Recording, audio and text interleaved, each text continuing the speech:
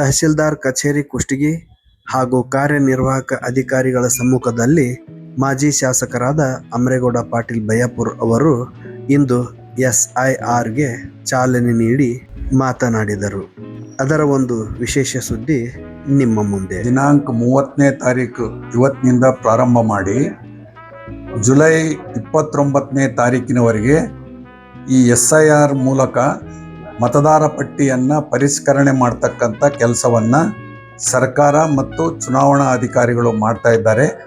ಇದಕ್ಕೆ ನಮ್ಮ ಎಲ್ಲ ಕ್ಷೇತ್ರದ ಜನ ಯಾರು 18 ವರ್ಷಕ್ಕಿಂತ ಮೇಲ್ಪಟ್ಟು ಇದ್ದಾರೆ ಅಂಥವರು ಅವರು ಮನೆಗೆ ಬಂದಾಗ BLO ಬರ್ತಾರೆ, BLA 2 ಅಂತ ಬರ್ತಾರೆ. ಪಕ್ಷದ ವತಿಯಿಂದ ಯಾವುದೇ ಪಕ್ಷ ಇರಬಹುದು, ಅವರಿಗೆ ಸಹಕಾರ ನೀಡಿ ತಮ್ಮ ಎಲ್ಲ ಮಾಹಿತಿಯನ್ನು ಕೊಡುವುದರ ಜೊತೆಗೆ ನಿಮ್ಮ ಮತದಾನದ ಹಕ್ಕನ್ನು ಪಡೆದುಕೊಳ್ಳಲು ತಮ್ಮಲ್ಲಿ ವಿನಂತಿಸಲಾಗಿದೆ.